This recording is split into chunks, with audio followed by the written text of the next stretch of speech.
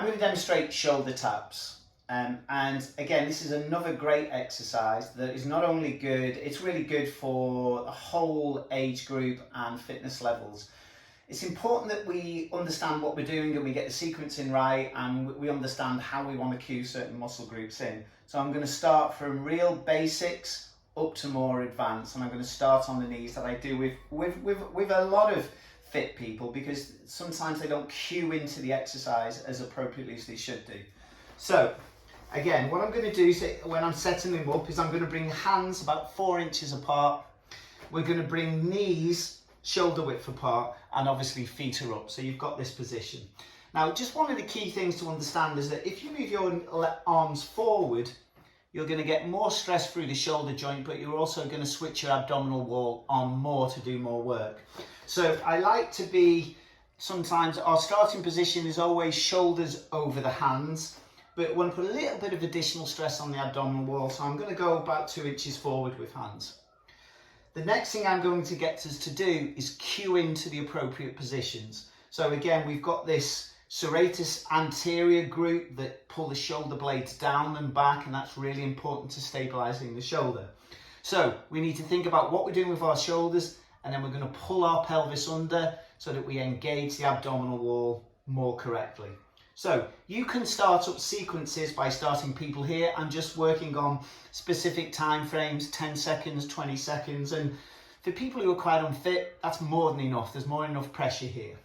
Now, of course, you can advance that, progressively overload that by going even further out. Or if you're more advanced, further out again, or more advanced again, further out again. Now, I'm pretty good at this, but even with this position, I'm starting to work pretty hard now. So this is a great shoulder stability, static strength through the shoulders, but also abdominal workout as well. Really good. So that's the way we can progressively overload from there.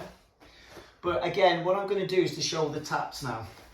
So again, let's just work through our position. And the whole point about exercise is that you need to be in the moment. You need to be in the exercise. You need to be thinking about the sequences and thinking about positions. So shoulder width with my knees. I've got my hands probably 4 inches apart. So 2 major cueing actions: abdominal wall and pelvis pulled under, switch the abs on. A little bit of bringing the body slightly further forward than the shoulders. And now what I'm going to do is I'm going to take my right hand away. But to do that, I've got to really cue down with this shoulder. So I'm pulling this shoulder down and back. I've pulled my pelvis under, and I'm going to very steadily take the arm away. Now, you'll see many people doing it like this, and that's much easier to do. And again, sometimes on a starting position, when you've got people who are unfit, it's absolutely fine if they want to do it quick, and they're absolutely fine if they've got some body movement.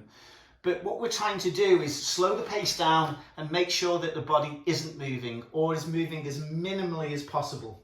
So I'm going to demonstrate that. But again, when you're progressively overloading people who aren't particularly fit, they're probably going to do this quickly, which is fine, and you're probably going to get this body movement because their brain and their body are not used to knowing where they should be. So it's fine to start like this, but obviously you're trying to move this on so that you can cue into being completely still.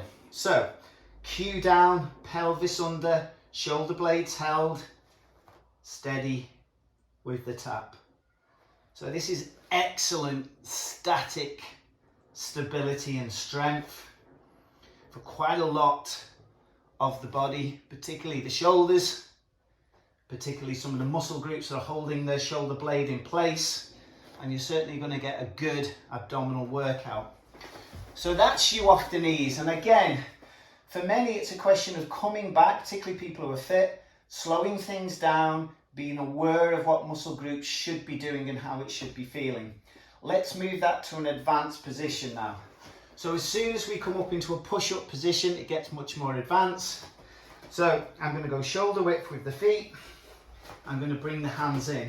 But the same principles apply, and the same principles apply to how we were doing a plank position. Shoulder blades down and back.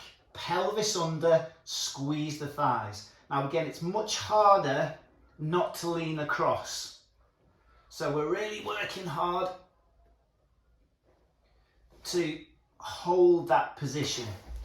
Again, I like with advanced people, I'm really looking at maybe 2 sets of 10 taps, and your taps are taking maybe 2 or 3 seconds to complete. That will give you a very significant workout. So that's something to try and have a go from there, but hopefully what we've done through this is that you get an understanding of how to build the sequences and how to build the progressive overload, but also how to use various positions for people who really don't have a lot of fitness and don't have a lot of strength.